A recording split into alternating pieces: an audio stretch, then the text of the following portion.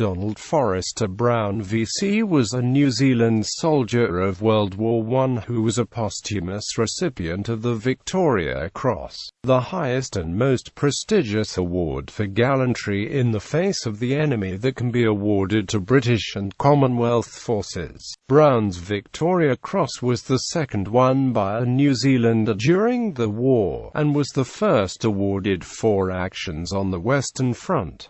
Early life. Brown was born on the 23rd of February 1890 in Dunedin, New Zealand. After attending schools in Dunedin and Oamaru, he took up farming. When World War I broke out, he carried on farming for a year but then sold his farm and volunteered for the New Zealand Expeditionary Force on the 19th of October 1915. Military career. Brown embarked for the Middle East to join the New Zealand Division, which had been formed after the Gallipoli campaign and was in training in Egypt by the time he arrived in January 1916. He was assigned to the 2nd Battalion, a Targo infantry regiment, which by May was on the Western Front in France. Brown, by now a sergeant, earned his Victoria Cross in the Battle of Flers-Courcelette during the Somme offensive. On the opening day of the battle, the 15th of September 1916, his unit was tasked with capturing a series of German-held trenches from the position southeast of Highwood. While the first trench was captured with ease with the assistance of effective artillery support, his company came under heavy flanking machine gun fire while advancing to the next trench line, which inflicted heavy casualties amongst the company.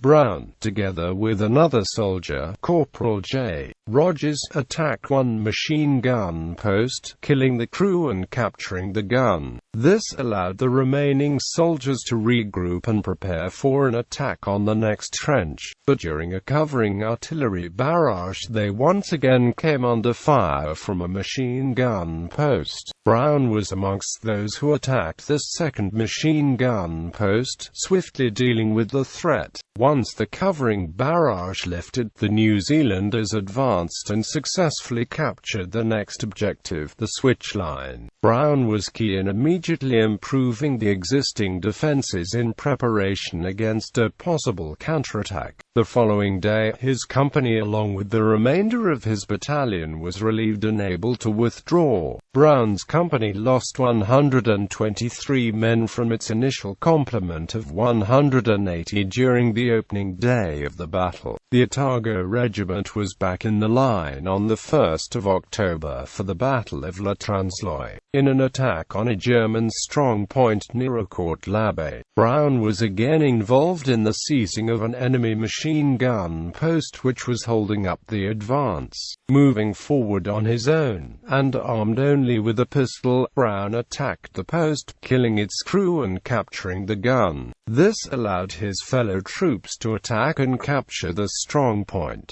During this attack, Brown was shot in the head by a sniper and killed instantly. Brown's company commander had recommended him for a Distinguished Conduct Medal for his actions on the 15th of September, and his battalion commander had written to Brown's father indicating that he had hoped that Brown's recommendation would be upgraded to a Victoria Cross.